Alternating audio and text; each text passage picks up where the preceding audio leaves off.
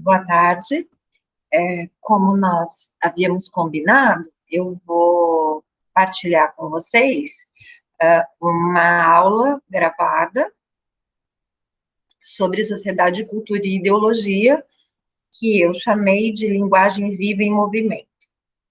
Isso tem a ver com a continuidade das primeiras aulas que nós tivemos de filosofia da linguagem, e então vou começar fazendo o gancho entre aquilo que a gente já viu na primeira aula e a continuidade do curso. Eu espero que todos estejam vendo. Eu vou partilhar em tela cheia. Então, vamos lá. Sociedade, cultura e ideologia, linguagem viva em movimento. A gente começou na última aula, lá antes da pandemia, né, falando sobre o mito da caverna de Platão. Lá no mito da caverna, a gente viu o quanto que a realidade é construída pela linguagem, não só pela linguagem, mas o quanto que nós não conseguimos captar a realidade de maneira direta, né? Se a gente olha direto para a luz do sol, a gente fica cego. E a gente acha que é dono da verdade, né? Então, se tem uma situação qualquer de interação humana, a gente sempre acha que a gente tem a razão, né? Aquela é a nossa verdade. Então, é aí que entra a questão, por exemplo, dos fatos, dos dados. O que é fato? O que existe? O que é realidade? Essas são perguntas capitais da filosofia, que tem a ver exatamente com a existência humana.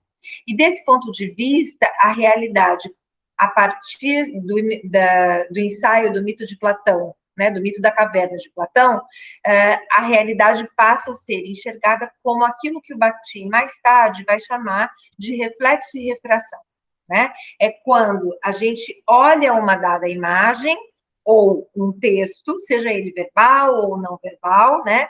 Então, oral ou escrito, verbal, não verbal, imagético ou musical. E aí entram todas as questões não verbais, gestos, expressões faciais, corporais, cores, posições, todas essas questões que constituem a linguagem, né? A gente, por exemplo, se a gente se olha no espelho, a gente acha que a gente está tendo a visão real da gente.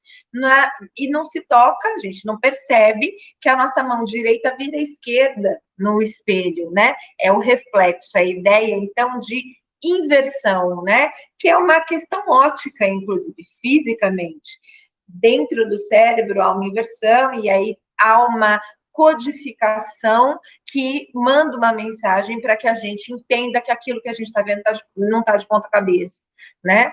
E a refração, que é também uma questão da física, especificamente da ótica, que tem a ver com a incisão de luz, né? Então, eu tenho uma garrafa e se o sol estivesse batendo diretamente nela, o raio não atravessa diretamente. Ao bater, né, nessa superfície da garrafa e ter o obstáculo da água dentro, esses raios de sol se desviam. Refração é isso, é esse desvio da luz que então faz com que eu consiga enxergar as matizes, os tons das cores do sol, e aí eu falo, não é só amarelo, é daí que nasce o arco-íris, é aí que a gente consegue enxergar uma série de eventos físicos que tem a ver com essa apreensão da realidade e que não é uma apreensão direta, como eu estava dizendo. Aristóteles também fala disso,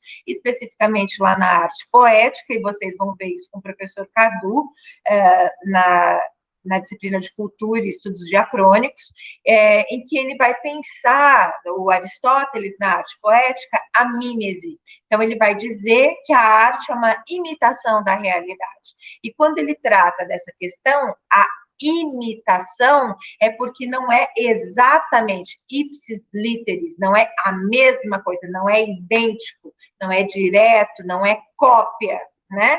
Ao mesmo tempo, o próprio Aristóteles depois desenvolve num outro texto, que a gente também já viu naquela primeira aula, a retórica. E aí, a partir dela, ele vai pensar a relação eu-outro. Como é que eu me porto para falar com o outro, né? Que tipo de vocabulário que eu uso, quais os registros, que tipo de linguagem, qual a minha postura corporal, que tom de voz, como é que eu olho, como eu interajo com uma sala de aula, no caso, aqui, e ainda assim, uma sala de aula virtual, né? Porque eu estou gravando essa aula para vocês, eu estou com vocês na minha frente. Da mesa, então ele pensa no eu, em quem fala, e ele também pensa no outro. Ele vai dizer a comunicação, ou melhor ainda, a interação entre os sujeitos, ela ocorre sempre na relação, nesse jogo dialógico, ou nesse diálogo entre o eu e o outro. Esse outro é quem? Aí ele vai falar do auditório. Então, eu tenho que pensar se eu estou falando para um público geral, se eu estou falando para um público específico, no nosso caso aqui, curso de letras, segundo ano, disciplina filosofia da linguagem, eu tenho uma postura e um vocabulário, uma metalinguagem bastante diferente daquela que eu usaria se eu estivesse falando para um público heterogêneo, né? Gente que é da física, gente que não tem graduação, gente que é do campo, gente que tem muito conhecimento de filosofia, então essa heterogeneidade me faria pensar numa outra forma de abordagem. Então, por meio do outro, é isso que o Bakhtin vai dizer depois também, por meio do outro e a partir do outro, é esse outro, esse auditório, como diria o Aristóteles, que constitui o sujeito, que constitui a identidade. É a alteridade que constitui a identidade. Né? Depois, só para a gente ir passando rapidamente, porque isso aqui é uma revisão daquela primeira aula, o Rousseau também vai dizer no texto Ensaio sobre a Origem das Línguas, a diferença entre as sociedades que se desenvolveram e que, ao se desenvolverem, desenvolveram também uma linguagem mais denotativa ou mais conotativa. Lá no texto, o Rousseau compara a França à Itália, e ele diz que a França é mais conotativa mais denotativa, falei errado, a França é mais denotativa, enquanto a Itália é mais conotativa. Deixando os determinismos de lado, porque o Rousseau vai alegar que esse desenvolvimento se dá pelo clima, pela natureza, pela geografia, né? Sociedades mais quentes, essa é a tese que ele quer defender, né? Sociedades mais quentes desenvolvem linguagens mais conotativas, mais figuradas, mais amorosas, alongadas, vocálicas, enquanto que sociedades mais frias que têm uma natureza mais dura, vão desenvolver uma linguagem mais consonantal, mais pragmática, mais denotativa, mais literal, porque aí eu tenho que pensar na questão da sobrevivência, né? Então, como é que eu vou sobreviver, por exemplo, a um frio absurdo numa época em que nós não tínhamos, né, o homem não tinha as mesmas facilidades e os mesmos aparatos que nós temos hoje. Então, tivemos que desenvolver isso. E como que isso se dá? É interessante porque esse texto do Rousseau, ele escreve antes de um outro, que é o mais famoso, chamado do contrato social. No ensaio sobre a origem das línguas, ele vai dizer que as sociedades se formam a partir do desenvolvimento da linguagem. E ele vai dizer, os homens começam a sentir a necessidade de se agrupar. Então, mesmo que eu tenha uma característica, aspas, só minha, né, a subjetividade, essa característica só minha não é só minha, ela é de um grupo todo. Então, a linguagem já nasce como um elemento humano, cognitivo, uma capacidade inata, e, ao mesmo tempo, ela como uma necessidade social, né? É ela que nomeia o mundo. Então, a realidade per se, a realidade em si, ela existe. Eu sou concreta, né? As coisas que eu pego no mundo, elas existem, elas são concretas, elas são reais. Mas o sentido da realidade, o sentido da vida, o sentido do homem, o sentido do mundo, esse não existe sozinho. É o homem que constrói, e ele só consegue elaborar esse sentido quando ele expressa isso, e ele expressa por meio de linguagem. Seja essa linguagem o esboço de um sorriso, uma expressão facial de desagrado, uma gesticulação, o corpo que diz, seja uma palavra, um resmungo, não importa. São linguagens. É a linguagem que constrói a significação, os sentidos da realidade. É como se ela perpassasse, né, mediasse, eu não gosto dessa palavra, porque fica parecendo que ela é um instrumento, e não é isso, tá? Mas, para a gente entender, para ficar mais didático, é como se ela permeasse o homem e o mundo. Entre o homem e o mundo, há a linguagem. Não existe mundo sem homem, não existe homem sem linguagem, não existe mundo sem linguagem. Então, essas coisas se constituem umas às outras. E é desse ponto de vista que, para a filosofia da linguagem, que é anterior a Saussure, vocês já tiveram introdução aos estudos linguísticos com o professor Matheus, e ele falou bastante da inauguração, do gesto inaugural de Saussure para a constituição da ciência linguística. Isso a gente chama de o primeiro corte epistemológico nos estudos da linguagem. O que significa isso? Que nós vínhamos numa direção, num histórico, né, de estudos que se permeavam especificamente pela escrita de textos literários, científicos e filosóficos, e que eram, o mundo era explicado, né, pelas escrituras. Saussure vem e começa a separar, né, o que é literatura, arte, o que é linguística, ciência, naquele momento, final do século XIX, e aí ele, nesse corte, começa a dizer assim, cabe à linguística o estudo da língua, o estudo das linguagens cabe à semiologia, né? Hoje, a gente tem, já num outro momento, com um outro corte epistemológico, a retomada do que existia antes do Saussure, junto com ele. A gente não deixa o Saussure de fora, mas a gente leva em consideração a fala, então, a sociolinguística, por exemplo, que vai pensar os registros, as variedades, os dialetos, né? Como a gente já viu também o ano passado, e fui eu que dei as aulas para vocês. Então, a gente viu como é que essas mudanças aparecem e quais as características e importância, e qual a importância da gente pensar essa heterogeneidade, essa variedade linguística. Mas também hoje a gente retoma essas questões indo para além do verbal, pensando nisso que no livro do Blickstein, chamado Enigma de Caspar Hauser, ou A Fabricação da Realidade, em que ele traz o triângulo de Ogden e Richards, a gente volta a pensar nesse referente extralinguístico que tinha sido deixado de lado, ou a princípio, pelo menos, vamos guardar aqui, né, nos estudos saussurianos.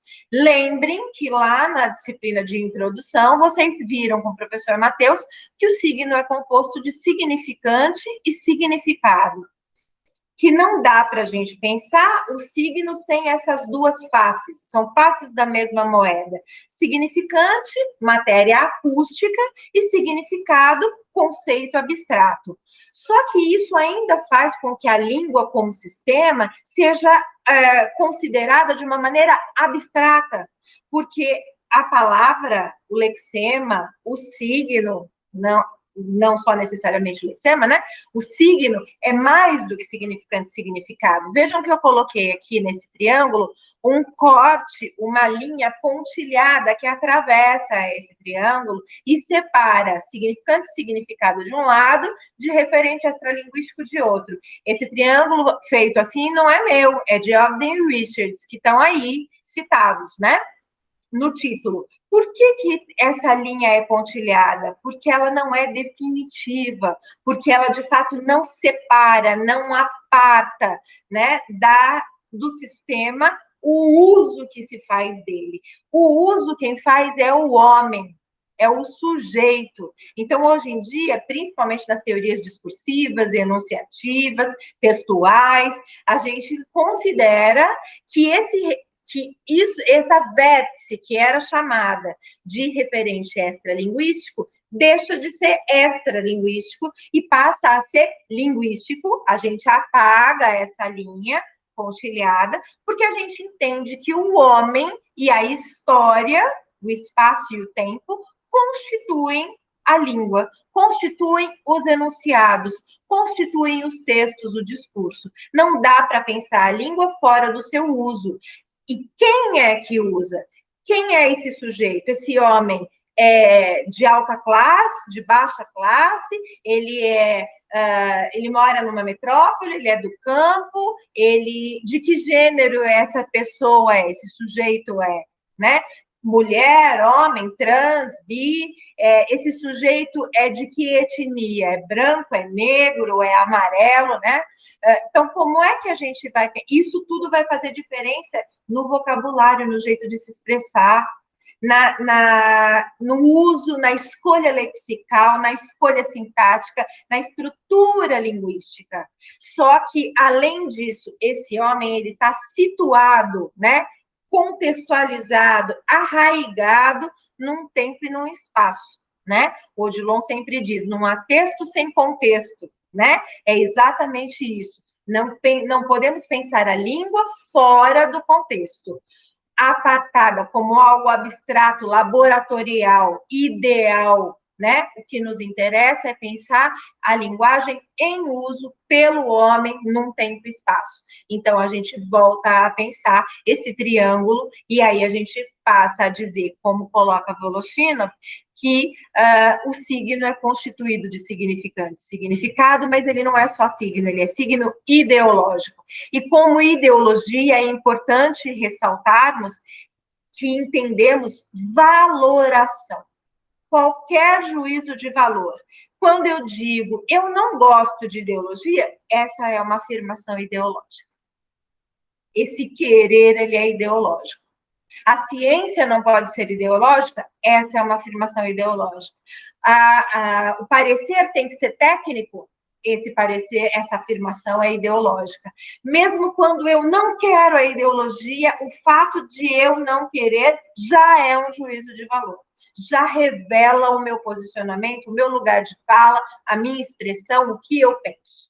Né? E é desse ponto de vista que, quando a gente começa a entrar nas searas do discurso, nas teorias discursivas, a gente vai entender o porquê que o Péchet vai dizer que a língua não é transparente, que ela é, como diria o Barthes, obtusa, e, ao mesmo tempo, ela é opaca. Né? Então, a gente vai olhar aquilo que existe expresso pela linguagem, não é achismo, não é superinterpretação, não é impressionismo. Eu acho, para mim, esse texto... Não, esse texto é estruturado de tal maneira, esse lexema, ele tem tal significação nessa estrutura, porque esse tópico frasal faz parte desse parágrafo, que, coeso ao restante, ao todo do texto, forma uma unidade axiológica que revela os valores daquele que diz.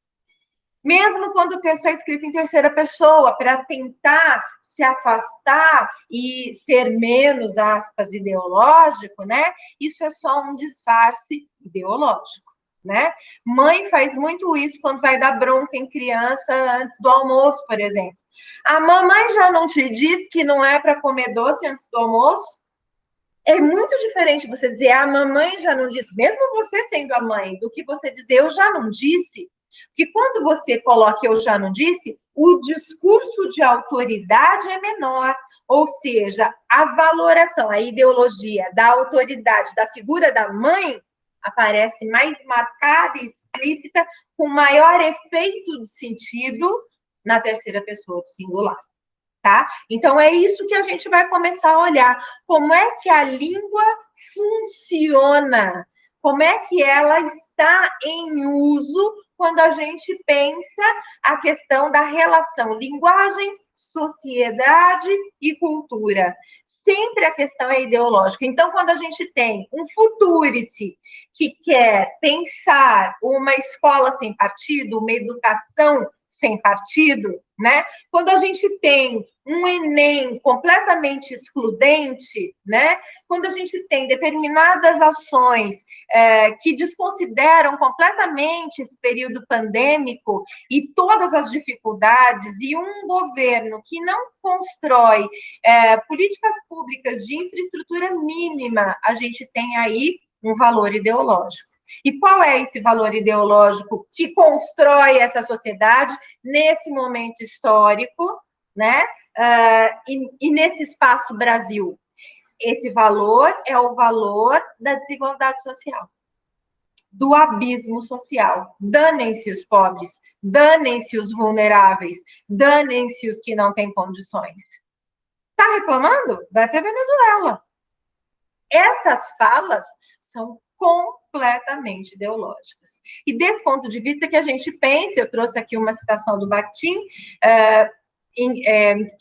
eu tirei do texto A Construção da Enunciação e Outros Ensaios, em que ele diz, a palavra concebida mais amplamente, então ele está entendendo a palavra não como lexema em si, mas no sentido mais amplo, como linguagem, né? A palavra concebida mais amplamente como um fenômeno da comunicação cultural. Comunicação não é simplesmente emissor e receptor, né? Mas é a comunicação cultural. Então, o embate de vozes sociais que ocorrem entre grupos diferentes. E isso fica muito claro quando a gente vai para o campo político e pega o WhatsApp da família, por exemplo. Né? E como que cada um se bota. Ou a gente vai para o WhatsApp do grupo de futebol, né? Em que a maioria, ou às vezes até exclusivamente, o grupo é masculino, e o tema utilizado, o conteúdo temático, né? O tema usado nas conversas, não necessariamente é futebol. Vai aparecer mulher, vai aparecer pornografia, o tipo de jargão utilizado, palavrão, muita gíria, isso tudo vai aparecer naquele grupo específico que usa o futebol como, às vezes, até pretexto para se falar de outras coisas, né? Então, veja, isso é uma comunicação cultural. Então, qual é a comunicação que não é cultural? Só se ela for artificial. Porque se ela for a língua viva, em uso, ela é sempre cultural, ela é sempre social, né? Então, essa palavra, no sentido alargado, como fenômeno da comunicação cultural, deixa de ser uma coisa centrada em si mesma, a língua pela língua, a linguagem pela linguagem, e já não pode ser compreendida independentemente da situação social que a tem engendrado. Não dá para eu falar da língua, ponto. Não dá para eu estudar, por exemplo, língua estrangeira. Língua estrangeira que não considera a sociedade e a cultura, portanto, também, junto com isso, vem a valoração, portanto, a ideologia, não é um estudo de língua estrangeira. Como assim, Lu? Eu posso decorar todos os verbos irregulares do francês, que são as exceções. Eu posso fazer milhões de exercícios à la CCAE, né? De preenchimento de verbos no present continuo, no passado simples, enfim, seja a língua que for, eu dei um exemplo de francês, um exemplo de inglês, né? Não importa qual seja, inclusive a língua materna, a língua portuguesa. Isso não significa, não garante que o meu aluno saia da sala de aula e desse aprendizado sabendo a língua. A língua é mais do que a estrutura. A língua é mais do que a estrutura em si. Então eu não preciso saber gramática? Precisa, é essencial. Agora, para que serve? Como eu vou enxergar essa gramática? Como elemento que estrutura uma sociedade e a mentalidade do homem, de grupos sociais inteiros. É a palavra viva, a palavra do homem. E aí eu gosto muito de uma afirmação que eu li no Face, que é: falta muito amor no mundo, mas também falta muita interpretação de texto. É exatamente isso. Vocês já devem ter visto um post que é assim: João vende bolo de cenoura a R$ 5 no saguão da FCL Assis às 17 horas. Esse é o post. E embaixo vários comentários. Tem de chocolate? Que horas? Onde? Quanto custa? Tudo está informado lá no texto. Essas perguntas não precisariam aparecer se nós simplesmente lêssemos de fato o texto. E ler não é, então, decodificar, não é saber cada letrinha, cada sílaba, cada palavra. Não, ler é entender exatamente quem está vendendo, o que, bolo de que sabor, onde, de que maneira, quanto custa, etc, etc, etc.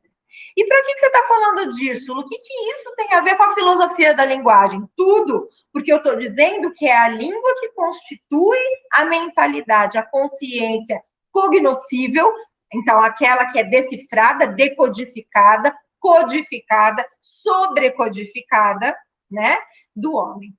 E é esse homem que constrói a sociedade. Ao mesmo tempo em que a sociedade nos constrói e nos impregna uma série de valores, de estereótipos, etc., da mesma forma é a gente que constitui e que aceita ou não, responde ou não de X, Y ou Z maneira àquela sociedade. E desse ponto de vista, quando a gente começa a pensar assim, a gente começa a entender por que fake news são tão aceitas por um contingente grande de pessoas.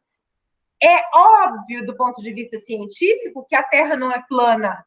No entanto, tem vários cientistas, inclusive, que estão defendendo que a Terra é plana, mesmo com comprovação, né? Fotografia de satélite, né?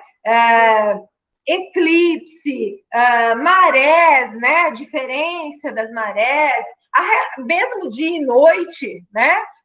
Então, o passar do tempo, tudo isso é comprovação, né? Além das fotos de satélite que mostram a Terra redonda.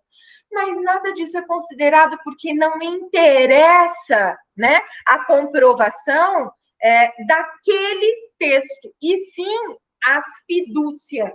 Fidúcia é uma palavra que vem de fé, né, que é a crença.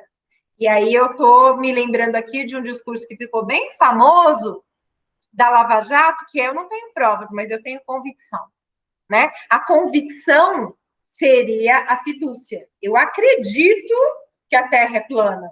Então, se eu acredito, ela passa a ser, ela é.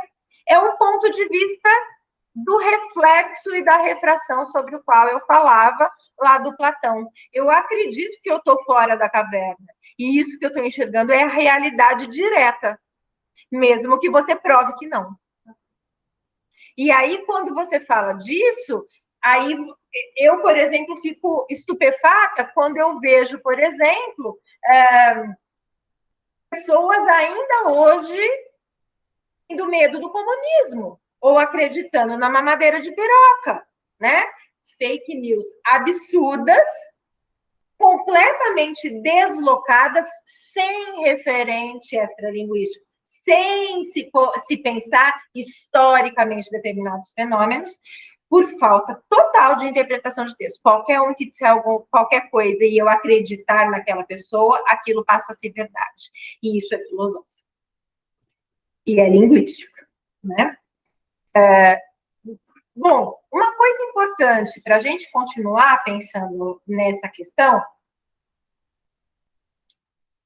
é o quanto que nas ciências humanas, e especificamente quando a gente pensa do ponto de vista das filosofias da linguagem, que são várias, né? É o quanto que o objeto, assim entendido, por exemplo, pelas ciências naturais, pelas exatas, para nós não é objeto, é sujeito. Por isso eu coloquei aí nesse slide esse título aí, né? Objetos sujeitos. Porque a língua e a linguagem, ou a língua e as linguagens, né? Elas têm focos diferentes. objetivos distintos, né? Então, se eu chamasse de objeto, como ocorre para dar cientificidade, né, como ocorre nas ciências naturais, né, e nas ciências exatas, o nosso objeto de estudo é a língua e são as linguagens, né? São os enunciados de diversos gêneros, como eu coloquei aí, né? E o que eu vejo nas escolas, e eu acho que vocês podem comprovar isso, é que ainda hoje é pouco trabalhada a diversidade de gêneros. A gente cai sempre mais ou menos nos mesmos, às vezes até os exemplos são iguais, né? E o enunciado, o texto, a língua, as linguagens nem sempre são vistas como uma unidade integral.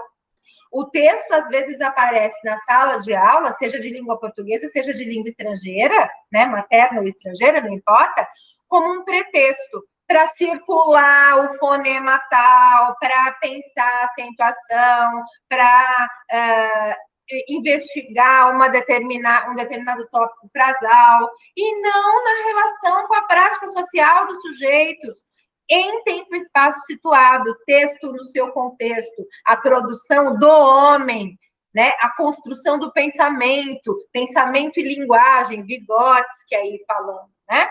Então, o que eu penso é que o que a gente tem que fazer, e aí eu estou pensando isso aqui no curso de letras, num curso de letras que é de licenciatura, então nós estamos aqui falando para professores, com professores, vários de vocês já dão aulas, por exemplo, no Centro de Línguas, né? E a gente tem que começar a pensar que quando a gente está ensinando uma língua, seja ela, de novo vou repetir, materna ou estrangeira, não basta a gente dar uma lista de exercícios.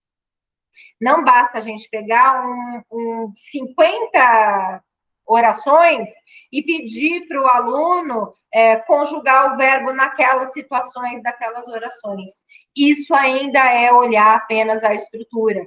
Essas orações apartadas do texto, que sentidos ela tem? É a mesma coisa que ensinar lá com a cartilha Caminho Suave, que é da minha época, e dizer que Ivo viu a uva, ou que a babá bebe, o bebê bebe, né? A babá, o bebê baba, né? Muito bem, para ensinar a família do B, por exemplo, né? Então, palavras com babebi bobu. No entanto, isso faz sentido? Alguém, por acaso, sai na rua e conversa, ou dentro de casa, oi, bom dia, o bebê baba. E viu a uva. É completamente artificial.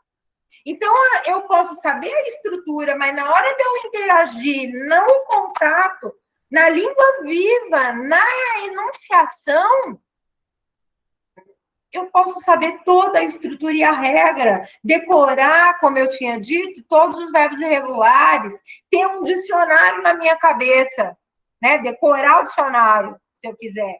Isso não significa que eu pense a língua, que eu reflita sobre o mundo, que eu interprete o que eu leio, que eu sobrecodifique. E aí, desse ponto de vista, ler é muito mais do que decodificar, como diria o Roland Barthes, é sobrecodificar o mundo. A gente não lê só com os olhos, a gente não escreve apenas com as mãos. A gente tem um momento que o Barthes vai chamar que é do ato de levantar a cabeça. O que significa isso? É que a gente lê com o corpo inteiro, a gente faz relações, né, sinapses cerebrais. Então, a gente está vendo alguma coisa, seja um filme, seja o telejornal, né, ou a aula, e a gente lembra do texto que leu, lembra da fala de um outro professor, lembra de uma conversa que a gente teve íntima, ou coloquial, ou de uma conversa telefônica, ou lembra de uma expressão facial, ou de uma cor que a gente gostou. Entendem? Isso tudo é texto. E agora, isso tudo tem que estar muito bem situado dentro de um contexto. E aí, esse objeto língua, esse objeto linguagem, deixa de ser objeto e passa a ser sujeito, porque o sujeito só consegue se expressar pela língua e pelas linguagens. Então, como é que eu vou construir ou elaborar, ou pensar quem é o homem, o que é a vida, o que é a realidade. Perguntas capitais da filosofia. Pela língua e pela linguagem. Pela expressão. Eu sou aquilo que eu digo. Por que será que a gente escolhe tanto uma foto para colocar no perfil do Tinder, do Face, do Instagram, não importa? Por que que a gente se troca para dar uma aula? Por que que a gente se arruma para fazer tal coisa? Porque a maneira como a gente se expressa diz quem a gente é também. É linguagem. E constrói sentidos. É o nosso passaporte. Mais do que se alguém perguntar para a gente, quem é você? Nem sempre a gente sabe responder. Mas se a gente perguntar para o outro, quem é o fulano? O outro vai sempre ter uma resposta. Se é legal, se é chato, se é bravo, se é brincalhão, se é tudo isso ao mesmo tempo, né? E como que esse outro sujeito sabe dizer quem nós somos? Ele tem uma imagem de nós, imagem expressa pela roupa, pelo vocabulário, pelas atitudes, pela interação na prática social. Isso demanda que a gente pense a língua no seu processo histórico e também que a gente colabore por meio da língua com a construção das identidades. É assim que a gente constrói o mundo e é essa a principal função ou serventia, né, das humanidades, é não servir. Como assim? A serventia é não servir, é não ser servil, baixar a cabeça e aceitar tudo numa boa, né? É não ter esse caráter apenas utilitário, né? Alguém pode perguntar assim, para que filosofia da linguagem no curso de letras? É preciso muito mais gramática ou muito mais literatura. Eu diria, sem a filosofia não dá para a gente pensar as regras gramaticais e nem o acabamento estético do belo literário. Eu comecei falando de Platão e Aristóteles, passei por Rousseau e vou chegar no Bakhtin para dizer: filosofia da linguagem é o ato social de expressão e construção da relação homem e mundo. É a língua como cultura, como expressão cultural de construção e elaboração da sociedade. E é por isso que a gente vai pensar essas coisas. Porque cada vez que eu pego um texto, seja ele qual for, de que materialidade for, eu tenho que pensar que aquilo está organizado daquela maneira para expressar uma dada significação. E que expressão é essa? Como é que essa construção foi feita? Por que é que as fake news dão tanto resultado?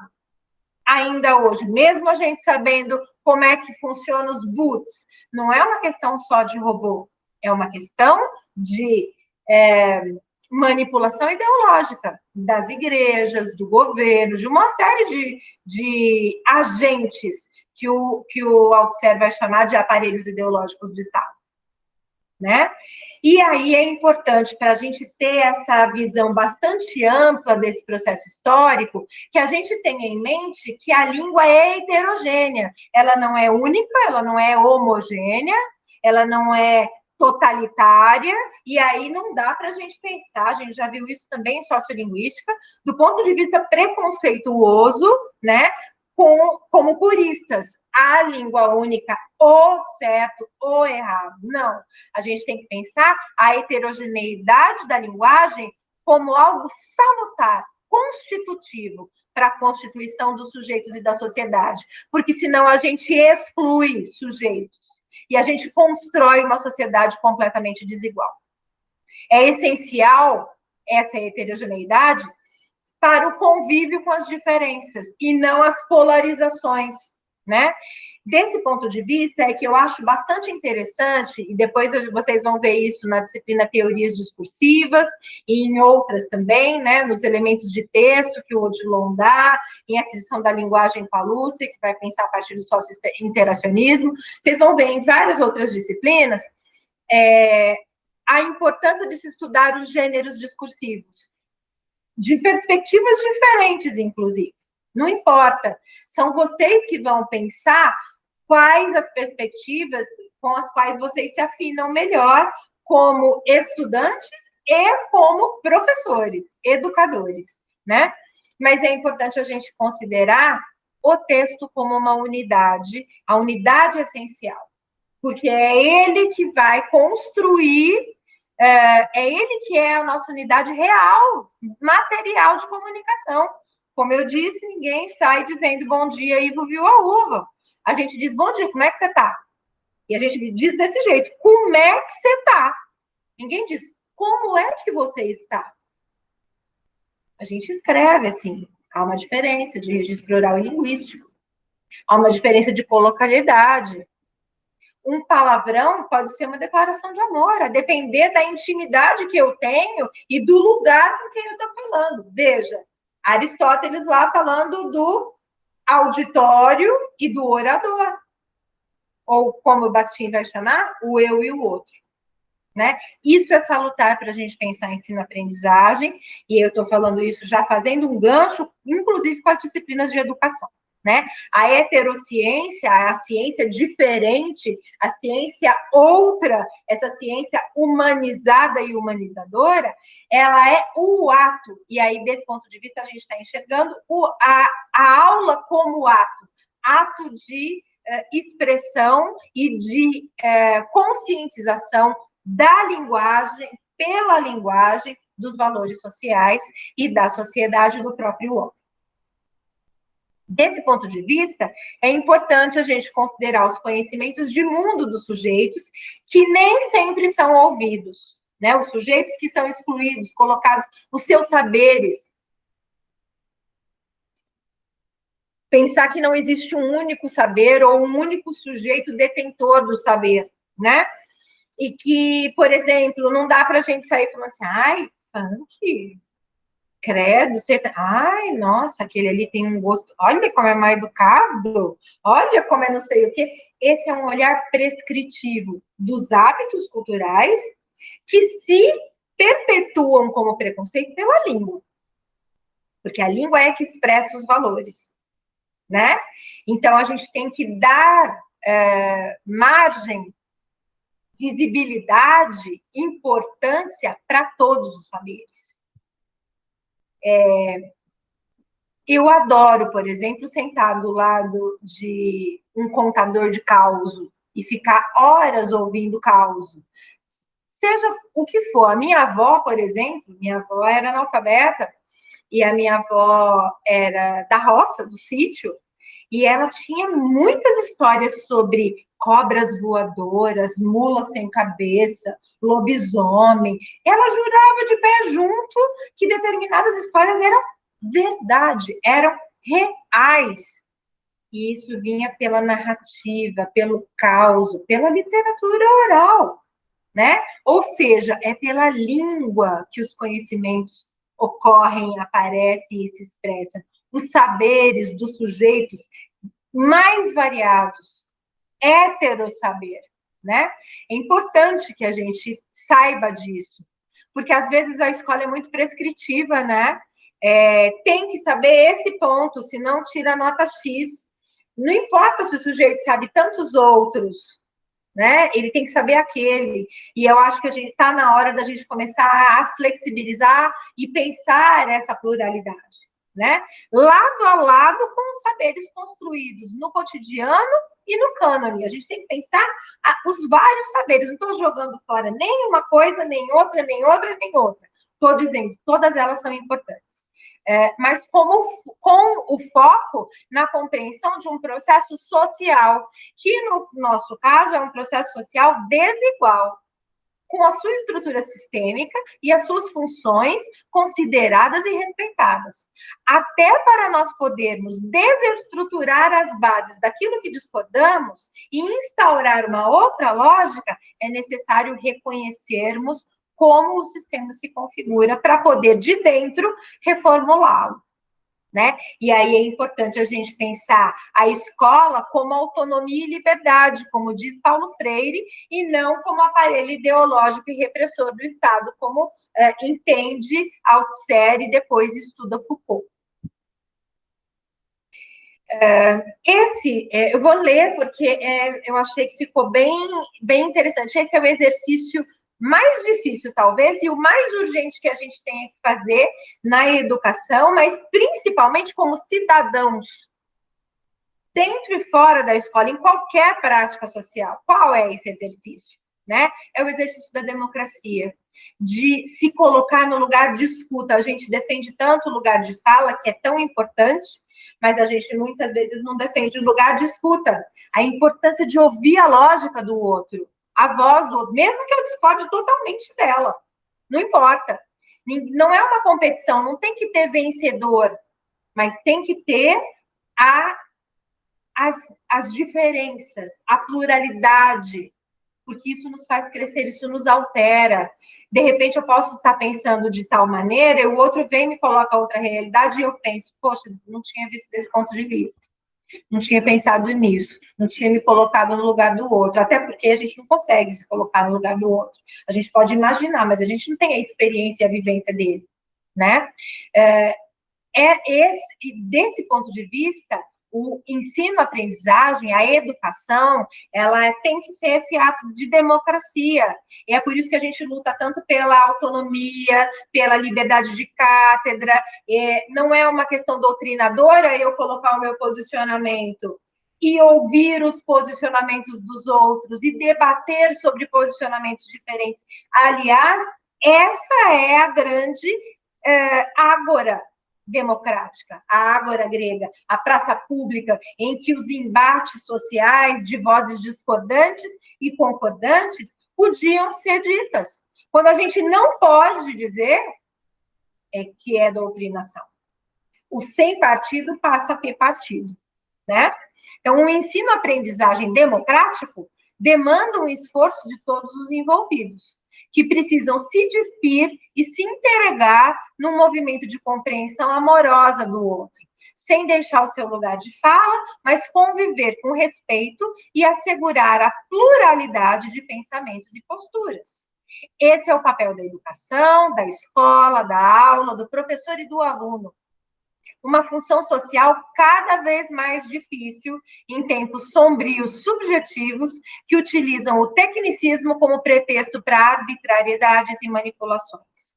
Nessa era de mitos e de não-verdades, de denuncismos plantados e estimulados, de legislações para premiar ou punir a partir de interesses escusos, de partidos nomeados como sem partido, que tem o desmonte da educação como fonte dissimulada de futurice, isso é essencial e urgente. Nesse momento, mais necessário ainda, pensarmos a língua e a linguagem como expressões humanas, político, histórico, socioculturais, de posicionamentos. É a língua e a linguagem colocada como cultura, como valoração e como expressão do homem na construção da realidade. A linguagem, desse ponto de vista, é a arte geral da palavra, seja ela falada, escrita, desenhada, fotografada, filmada, construída, arquitetônica, da arquitetura, ou cantada. Sua obra, a obra da linguagem, estrutura-se a partir da palavra. Como assim a partir da palavra? Da decodificação de um sistema que constrói o nosso consciente, a nossa consciência. Um dinamismo que caracteriza seu trabalho aliado ao não pertencimento a um local ou a gêneros específicos, mas que constrói identidades a partir de gêneros específicos. Desse ponto de vista, eu trouxe aqui um poema, que é um poema do Augusto de Campos, chamado O Pulsar.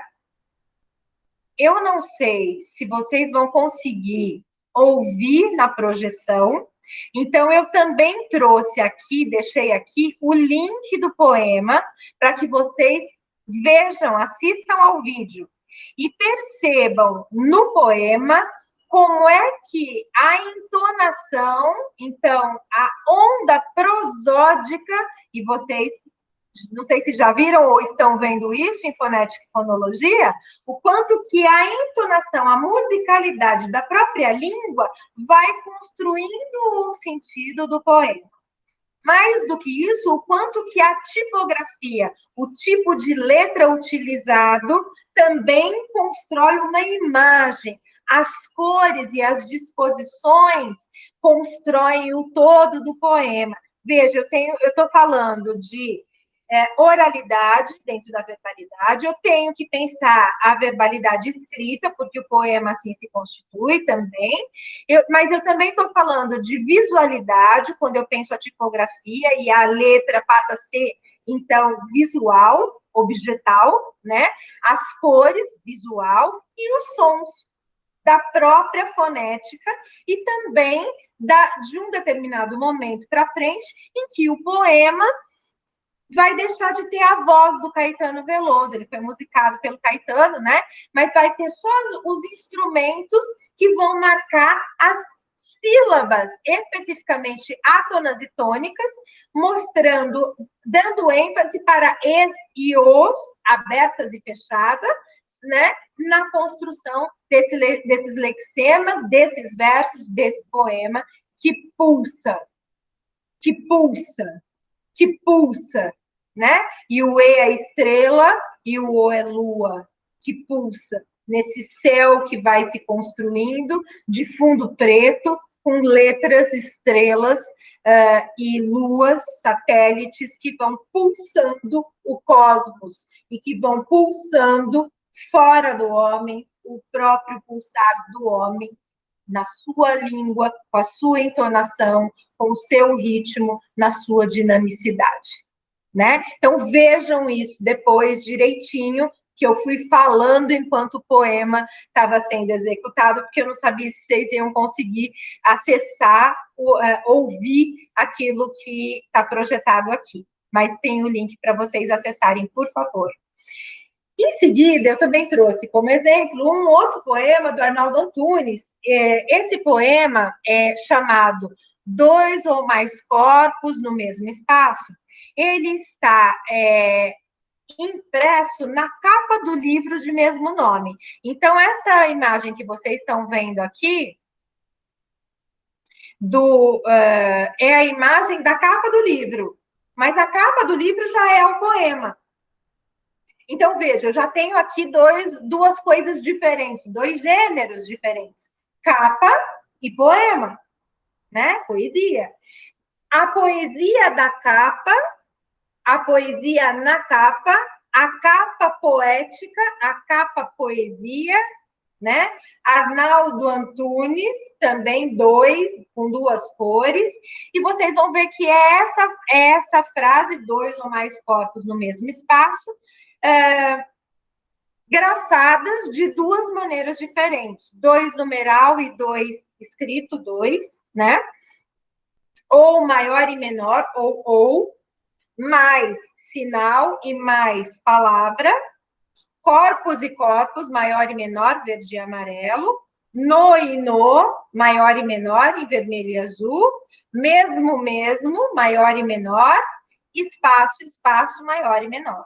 Então, a gente vai ter dois corpos ou mais no mesmo espaço da capa do livro, do poema, né? E a maneira como essa disposição é feita mostra quase, ou tenta revelar a quebra da lei, né?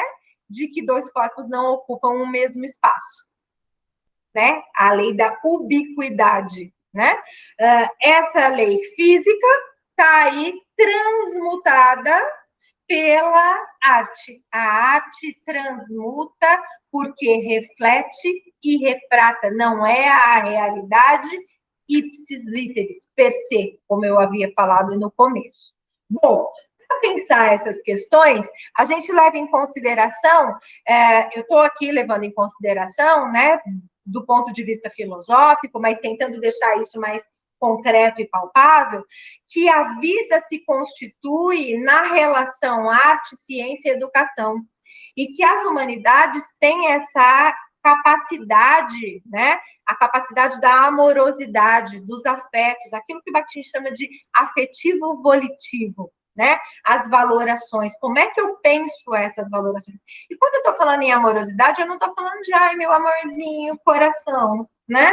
Não é só isso, é também, mas as amorosidades seriam as paixões grimasianas, né? Os afetos. E aí a não racionalidade ou a lógica, uma outra lógica, que não a lógica cartesiana. É a gente pensar o tempo cíclico, o tempo mítico, é a gente pensar o quanto que, como diria Morin, o homem não pode ser considerado ou denominado apenas homo sapiens, porque ele também é demens. E essa palavra demens, que vem de... Demens vai cair em demência, né? Mas é mais do que isso. Demens é esse ato é o elan da criação, é a amorosidade, são os afetos, né? Os afetos que podem, às vezes eu amo uma pessoa e ao mesmo tempo eu odeio essa pessoa.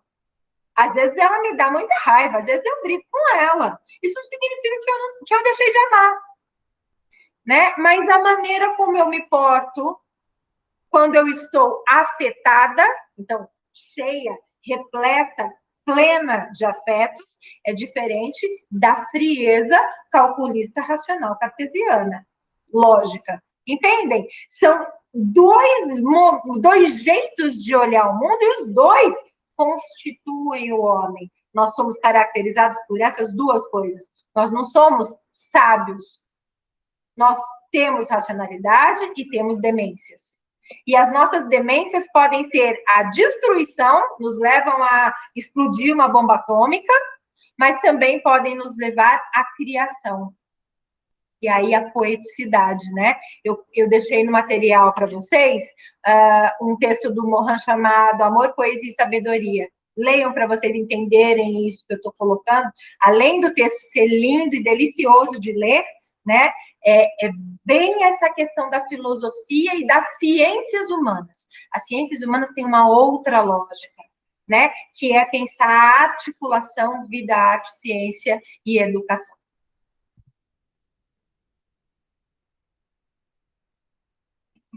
Eu vou pular esse slide. Né?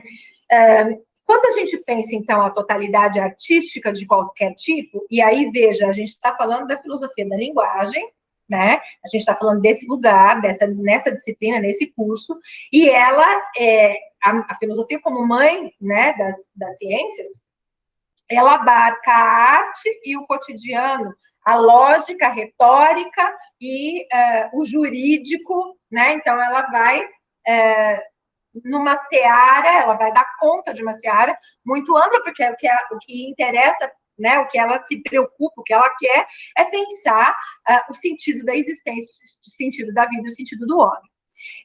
E muitas das vezes isso ocorre pela arte. O Medvedev vai dizer que a totalidade artística de qualquer tipo, né? Então, a literatura, então o romance ou a poesia, mas também a pintura, a escultura, a fotografia, a história em quadrinho, a moda. Veja que eu estou indo, né? Em muitos, na totalidade artística de qualquer tipo, né? Isto é, de qualquer gênero, se orienta na realidade de forma dupla. E as particularidades dessa dupla orientação determinam o tipo dessa totalidade, ou seja, o gênero. Eu penso o que eu quero fazer, falar, elaborar, enunciar, e aí eu escolho um gênero para fazer isso. Ao mesmo tempo, o gênero se constrói a partir daquilo que eu quero dizer. É uma via de mão dupla. Em primeiro lugar, a obra se orienta para os ouvintes. O público, o auditório, o receptor, né? E para determinadas condições de realização. Eu quero fazer um poema, mas eu tenho condições de realizar esse poema dessa maneira X que eu pensei? Eu tenho como construir? Eu tenho, por exemplo, eu sei os aparatos técnicos. Vamos supor que eu queira fazer um poema concreto. Um vídeo poema. Eu sei mexer com vídeo? Né? Em segundo lugar, a obra está orientada na vida. Ou seja, nesse poema vão aparecer elementos valorativos da vida, signos ideológicos. Como se diz, de dentro da vida, por meio do seu conteúdo temático, aquilo que eu escolho dizer. E eu escolhi trazer, para a gente ver, 50 tons de cinza, tá? A seu modo, cada gênero está tematicamente orientado para a vida, para seus acontecimentos, problemas e assim por diante. Não dá para pensar o gênero, o enunciado, a língua, a linguagem, fora do social, do cultural e do ideológico. Desse ponto de vista, é que a gente, então, trabalha com o letramento e não com a alfabetização. A Roxane Rojo, que vai falar com a gente na sexta-feira, dia 13, no webinário do Prof. Letras, sobre multiletramento e ensino de línguas, assistam, participem, é fundamental. Ela vai dizer para a gente o quanto que é diferente, o quanto é importante a gente pensar, não só no letramento, mas nos letramentos, que ela vai chamar de multiletramentos. Né, para considerar esse homem por inteiro, os vários saberes, a pluralidade sobre a qual eu falava. Né?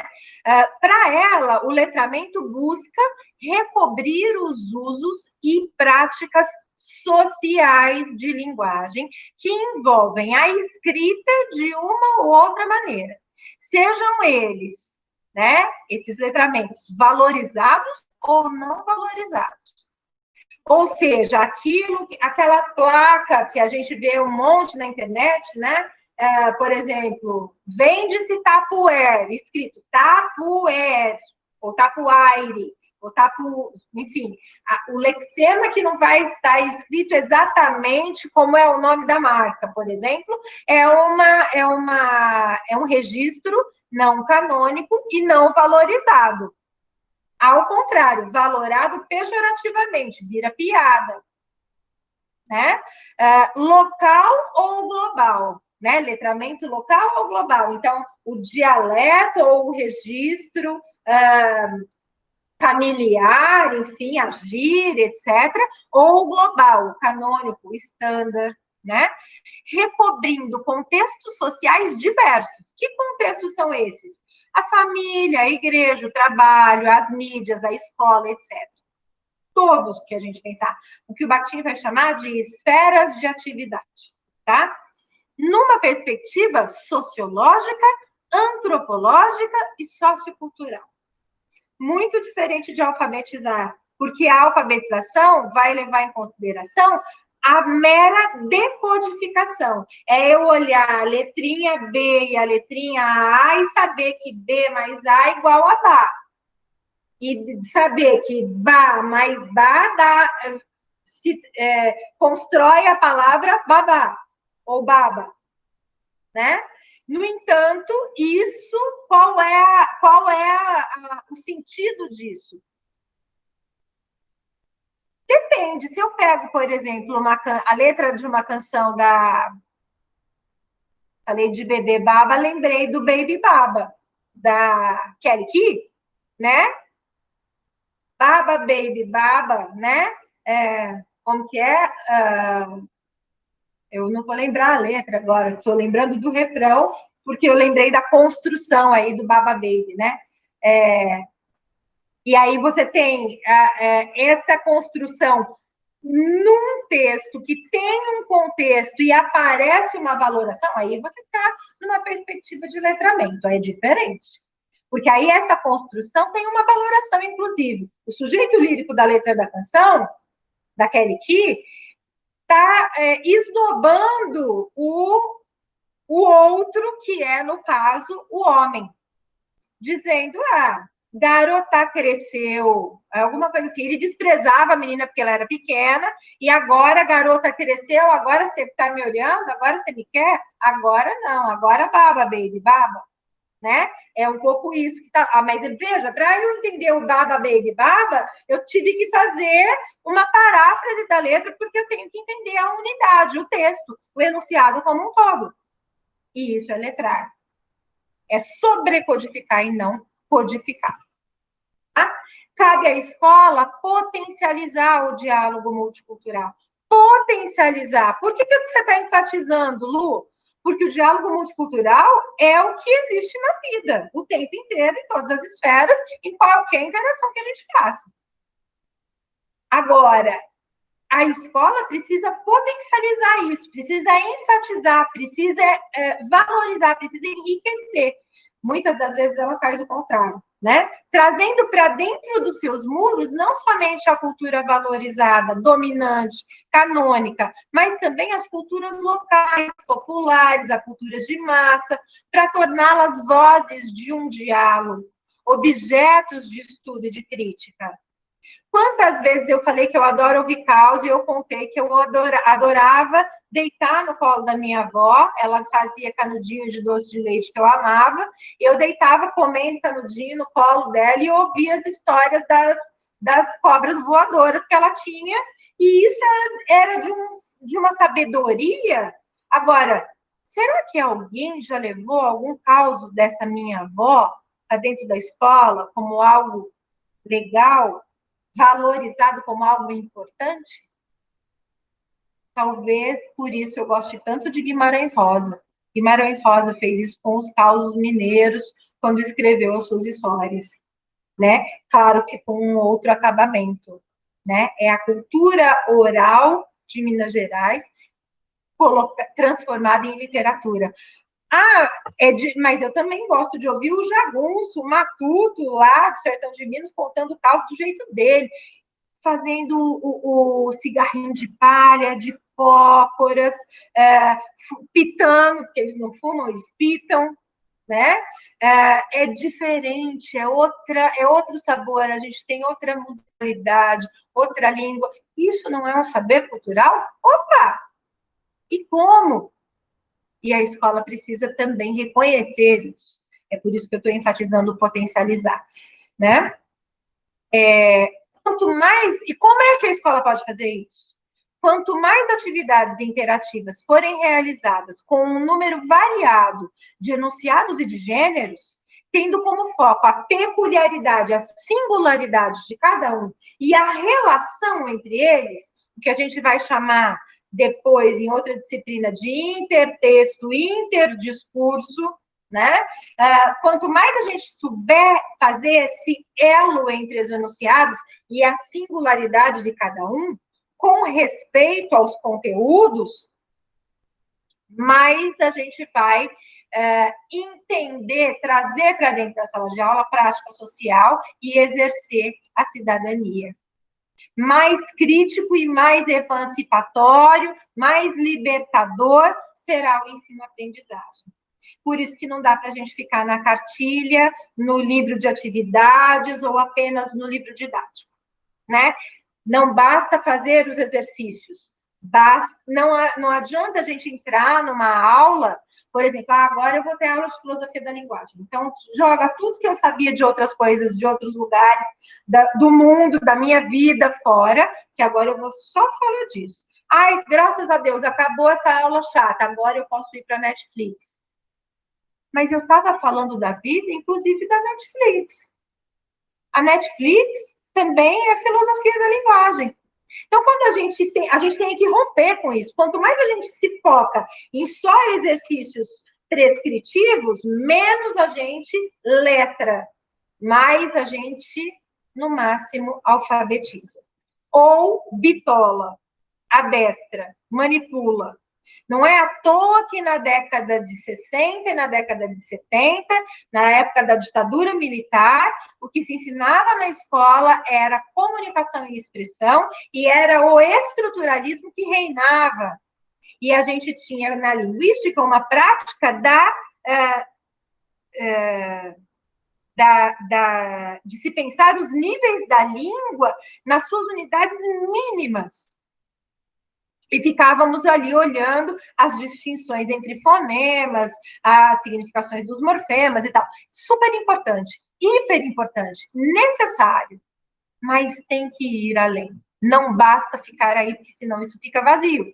Eu leio o texto e eu acredito em fake news, porque eu não sei se o bolo é de cenoura. Eu olho, leio e não leio. Né? Faltou essa prática social da língua viva. Na contemporaneidade, as semioses múltiplas que arquitetam a conjuntura enunciativa complexificam o trabalho com as linguagens na escola. Esse trabalho precisa se estruturar na inter e na transdisciplinaridade, porque os sistemas possuem estrutura própria. E, assim, o estudo das linguagens demanda um domínio de múltiplos códigos. Não basta os professores de língua saberem apenas a linguagem verbal. A gente tem que ter outros conhecimentos, e essa pandemia tem nos mostrado isso claramente.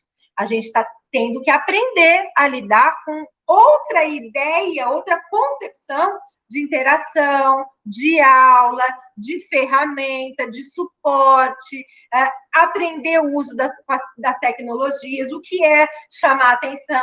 Faz uns 3 dias que eu estou montando esse PowerPoint que vocês estão vendo aqui, né?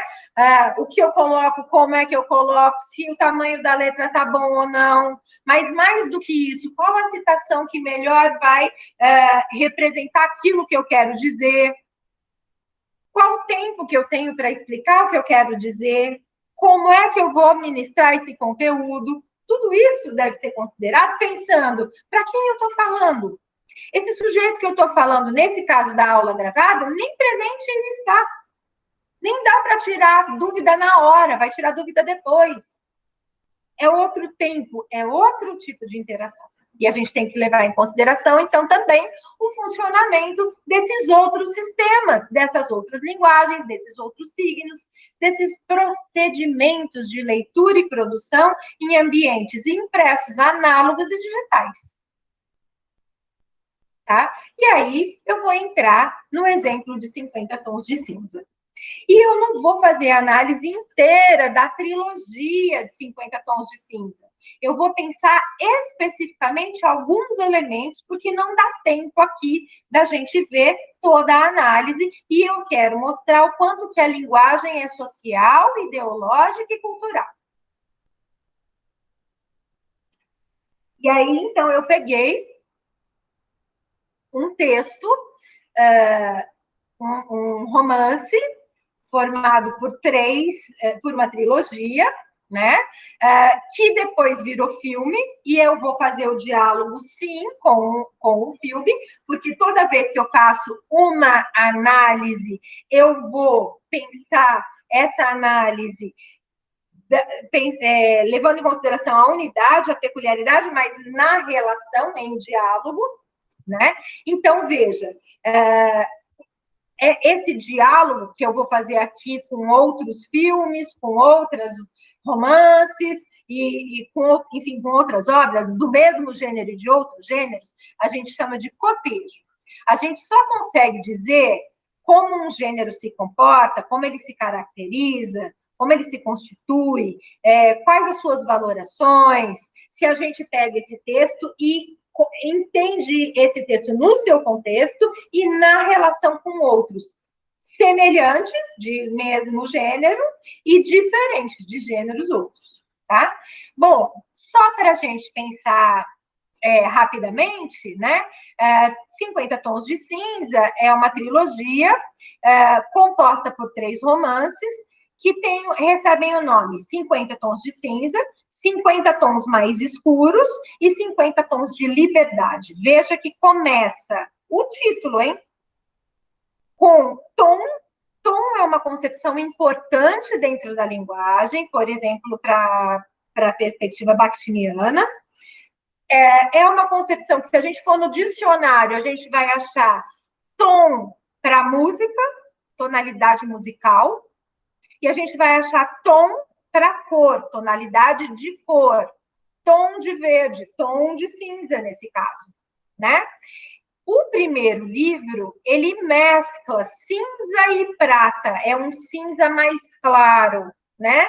Mas também aparece rosa, branco, especialmente quando a gente vai ter o universo da Ana, né, da Anastácia, e vermelho escuro, bordô, principalmente no quarto, no quarto de jogos, ou chamado também de quarto vermelho. Não é à toa que essas cores estão aí, gente. Se a língua ela é prenhe de significação, grávida de significação, se ela é social e se ela é valorativa, ideológica, por que tons de cinza e não de preto, de azul, de amarelo? Por que não arco-íris?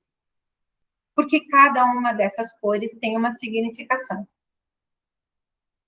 E aí eu tenho que pegar o enredo, entender o conteúdo temático, ver como esse enredo é construído na sua forma composicional, com a assinatura valorativa estilística daquela autora, James. E aí a gente vai, aí sim, só depois de ver isso, de fazer a análise de todos os elementos, ou de alguns elementos, a gente vai chegar na significação. E aí a gente vai conseguir responder o porquê 50 tons de cinza e não 50 tons de vermelho. Porque 50 tons mais escuros no segundo? Ele começa com a apresentação, com a assinatura do contrato, com o início da relação. Então, é um cinza prata. É um cinza mais leve, né? No segundo, a gente tem esse cinza mais profundo, mais escuro, porque a gente tem essa relação já firmada, esse contrato é rasgado e os acordos e desacordos da relação afetiva amorosa entre Gray e Ana vão ficando mais pesadas, né? Os atos, né? Os atos sexuais, por exemplo, né? E depois, no terceiro, 50 tons de liberdade, e aí eu acho que é fantástico. A gente sai do tom como cor e entra no tom como valor, porque o mais escuros ainda está como cor, 50 tons de cinza mais escuros, né? Tem uma elipse aí, né? Tem um pressuposto da cor cinza. No entanto, no terceiro, 50 tons de liberdade, a liberdade é pressuposta como cinza, como 50 tons de cinza, ou como aquela relação afetiva amorosa, cinzenta, misteriosa, mas ao mesmo tempo livre. E o que é a liberdade? Uma pergunta capital, uma pergunta filosófica. A liberdade, neste caso, deste enunciado, veja que a gente tem que olhar o enunciado na sua singularidade e na relação, né? Então, nesse enunciado específico, a liberdade é o casamento e a gravidez. É interessante porque por que você trouxe 50 tons de cinza? Tem tanto texto melhor ou tem tanto texto pior, né? Eu não estou aqui para julgar. Eu trouxe porque foi um fenômeno de vendagem. E ele foi considerado um fenômeno porque, lembrem-se que a gente fala algo para alguém, né? Então, o público a quem se destinava essa trilogia era um público feminino.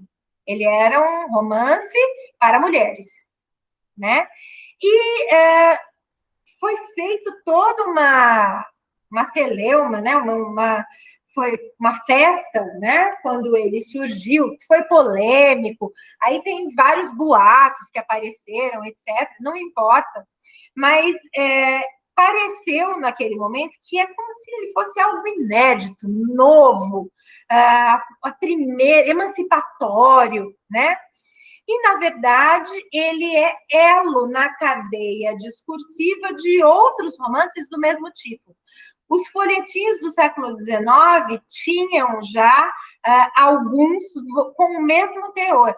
com essa pegada erótica, né, que o texto tem? Sim, os romances de banca na Inglaterra do final do século XIX, mas principalmente que eclodiram para o mundo no século XX e especificamente nas décadas de 60 e 70, com a revolução sexual e com a revolução feminista em voga, né?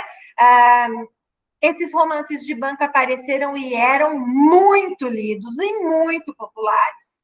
Eu não sei, vocês são muito mais novos do que eu, mas já ouviram, se não, perguntem aos seus pais, às suas mães, que provavelmente já devem ter lido Bianca, Júlia, Sabrina, Jéssica, entre outros tantos. Eram coleções que tinham nome de mulher, e essas coleções tinham um estilo, uma pegada mais apimentada, mais sadomasoquista, mais romântica, mais cor-de-rosa. Olha só que eu estou usando nomes de cores para falar.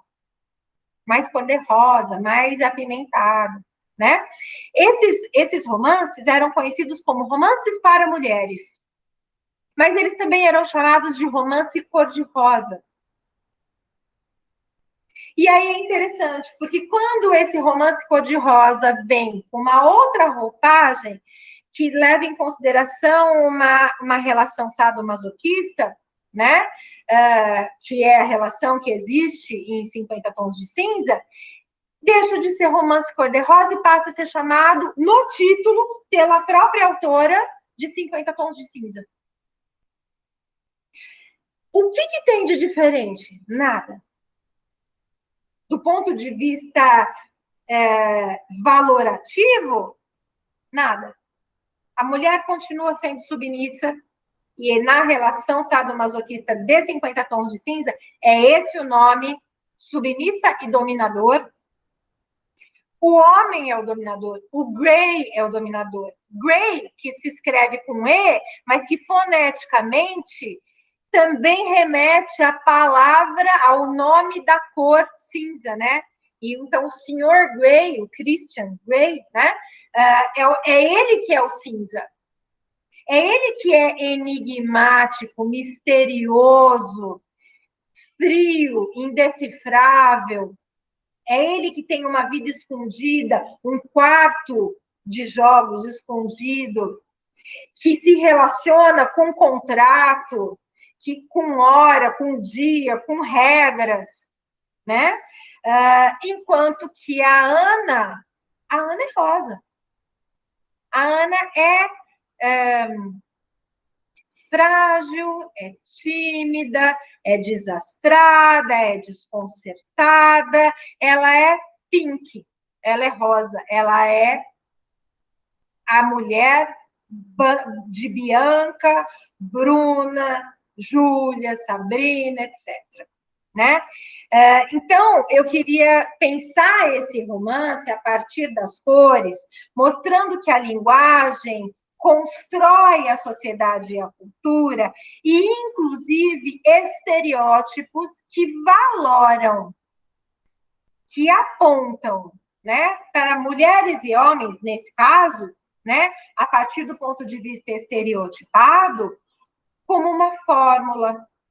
E mais do que isso, a linguagem diz, né, molda de alguma forma, dita, expressa valores que moldam os sujeitos. Mulher tem que ser submissa, frágil, precisa de proteção, tem que ser cuidada, né? E o homem tem que ser o provedor, e aí ele tem que ter dinheiro, ele tem que ser poderoso, ele fala sempre no imperativo, ele manda, ele é o dominador. Não é apenas na relação dessas duas personagens que isso acontece. Veja que a gente tem uma coleção chamada Mundo Pink, em que os DVD, as capas dos DVDs são rosas. Eu trouxe alguns aqui de exemplo, tá? Esses aí são alguns títulos e eu quero que vocês reparem que as capas são sempre rosa desse Mundo Pink. E esse Mundo Pink, olha o nome, Mundo Pink. mundo rosa. E não é um rosa qualquer, é um rosa pink, é um rosa Barbie. Não é um rosa choque. Rosa choque é uma coisa, rosa pink, Barbie é outro. É o legalmente loira, né? É o rosa de repente 30, é o rosa do encontro de amor, do casamento do meu melhor amigo, do melhor amigo da noiva, do amizade colorida, do comer, rezar e amar, do diário de Bridget Jones. É o rosa das comédias românticas, é o rosa do conto de fadas, é o rosa voltado para mulheres que esperam príncipes encantados e que são, assim, educadas desde pequenas. Minha princesa, ai, minha princesinha. Meninas usam rosa, meninos usam azul. Vejam que a cor, ela não é uma mera cor. Esse lexema, ele não é só um signo composto por significante e significado. Ele é um signo composto por significante, significado e ideologia. O que significa ser alguém rosa? Quando a gente pega, tem programas que fazem isso, em teorias discursivas, eu não vou ministrar essa disciplina esse ano, nem eu, nem o Matheus, é outro professor que vocês vão ter, mas eu vou ministrar uma optativa, né, que é análise dialógica do discurso.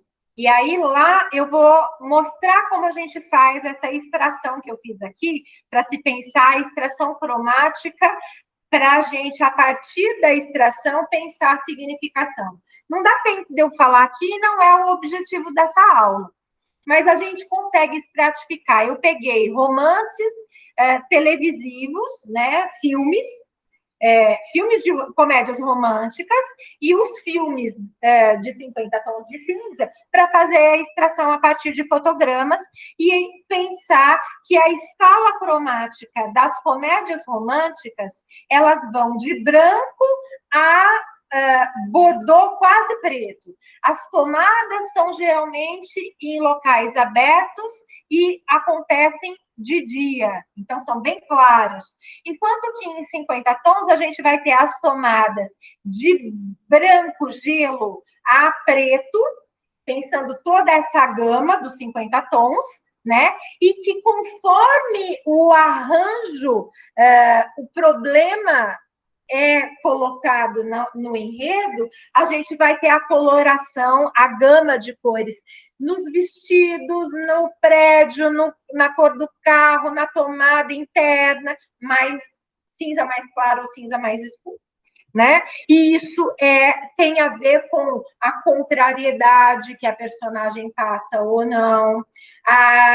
Enfim, vai tendo a ver com aqueles eventos que acontecem no romance. Desse ponto de vista, tem um artigo que eu escrevi com a Bárbara, que é a minha orientanda de doutorado, e que está para defender a sua tese agora, daqui a pouco, né? Ela já qualificou, vai defender em fevereiro. E a gente escreveu um artigo juntas sobre 50 tons de cinza, pensando a relação de 50 tons com os romances de banca. E se vocês quiserem, eu posso mandar o artigo para vocês, porque aí tem lá a análise de um jeito mais como chama? Debulhado, mais assim, minucioso, tá? Eu peguei essa citação do artigo, né? Então, essa citação é de um texto meu e da Bárbara, em que a gente coloca, né? Ao compararmos a gradiência e a escala cromática temática, por exemplo, de filmes classificados como romance, em que prevalecem ambientes claros, diurnos, com cenas abertas, em branco, verde, azul e muita variação de tons de rosa, com os filmes tipificados como de suspense ou de terror, ou mesmo com as narrativas críticas ou distópicas, ambientados em espaços noturnos, com temas sombrios, que variam na escala cromática entre preto e índico, compreendemos que o trabalho complementar entre rosa e cinza, complementar são cores opostas, é chamado pelos estudos cromáticos de complementares, tá? Compreendemos o trabalho complementar dos opostos, né, entre rosa e cinza, como posições colocadas na trilogia de James, por nós analisada, como faces da mesma moeda, que se reintegra pelo relacionamento afetivo amoroso do casal. Porque justamente no relacionamento amoroso é que vai aparecer o sadomasoquismo e a postura da Ana como submissa e do Gray como dominador. Ele é o sádico, ela é a masoquista. E isso parece ser colocado nos filmes e nos livros como uma emancipação da mulher. Ela escolheu, ela é empoderada, só que não, porque ela economicamente é inferior a ele. Tem várias tomadas que eu vou trazer para vocês verem dos filmes em que ela olha de baixo para cima e a tomada mostra o olhar dela. Ou ela está com a cabeça baixa, ele está em pé, ele é mais alto, o prédio dele, né, a companhia Gray, ela é vista com a tomada de baixo para cima, então aquele prédio é um arranha-céu, o que vai mostrando poderio hierárquico, tanto econômico quanto político, e principalmente na relação afetiva amorosa.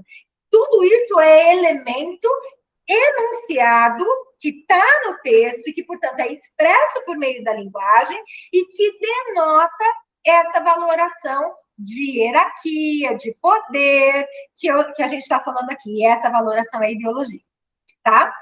Mais do que caracterizar as personalidades das personagens do romance, o trabalho com essas cores e a nomeação de um tipo de literatura cor-de-rosa, revelam significações, tanto como signos ideológicos verbais, os nomes das cores, quanto como visuais, as cores em si, que refletem e retratam valorações sociais. Assim, o título da obra se refere aos 50 possíveis tons visuais da escala cromática, mas também vocais da escala musical, da entonação da voz social masculina, expressa pelo protagonista da obra. Ele dá muita ordem, ele fala de uma maneira incisiva, e essa vocalidade prosódica é importante. Da personalidade desse homem, que é rico, poderoso, insensível, sádico e controlador. Características proporcionalmente contrárias, inversas aos adjetivos usados para definir a literatura para mulheres e a protagonista do romance, que é caracterizada como frágil, insegura, como chama? Quando você é atrapalhada, embaraçada, né? Por quê? Porque ela é essa mulher que precisa de um homem, né? Entre aspas, isso. Ideologia. Tá? Tem uma estudiosa, que é Heller, que tem um livro que fala sobre a significação das cores.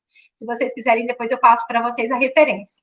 Ela vai dizer que o cinza simboliza falta de sensibilidade, ou pelo menos sentimentos inacessíveis, o profundo, o mistério, né? Ou seja, relaciona-se ao mistério indecifrável. A imagem de masculinidade na trilogia de 50 Tons é construída em oposição aos romances sentimentais cor-de-rosa. Em outras palavras, a incógnita ao meio passo, nem branco nem preto, mas ao mesmo tempo branco e preto, luz e sombra, em contraste com o rosa maravilha do mundo da fantasia de Poliana, em que tudo é lindo, tudo é rosa, tudo é maravilhoso, tudo é bom, tudo é bem, tudo é perfeito, o otimismo, né? As cores utilizadas na semiotização do ser mulher e do ser homem, e aí veja que eu coloquei entre aspas, porque ser mulher, de acordo com esse romance. Então, quem é o homem? Quem é a mulher? O que é ser humano? Perguntas filosóficas. O homem desse romance é insensível, é frio, é profundo, é indecifrável, é misterioso, é controlador, é sádico. E a mulher? Quem é a mulher? Pergunta que o Freud fez a vida inteira e não conseguiu responder. Eu digo que é porque ele fez a pergunta errada. Ele perguntou o que é a mulher. Ele tinha que ter perguntado quem é a mulher. Nós não somos objetos, né? Nós somos gente. Mas a mulher é colocada nesse romance como objeto. Frágil, desprotegida, que precisa de cuidado, controlável, submissa, né?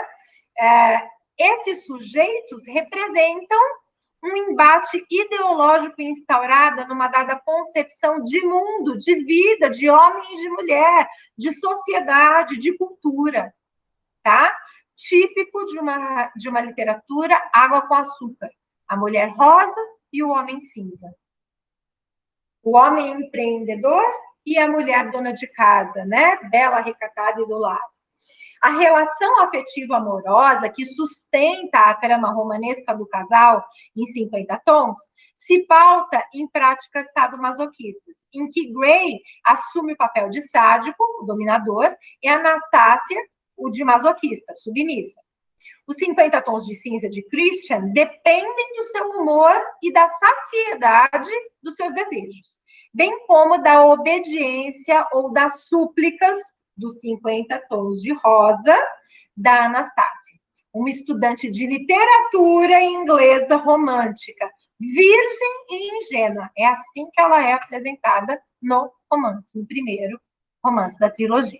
Essa literatura acaba por construir valorações por meio de imagens às quais algumas mulheres leitoras têm acesso.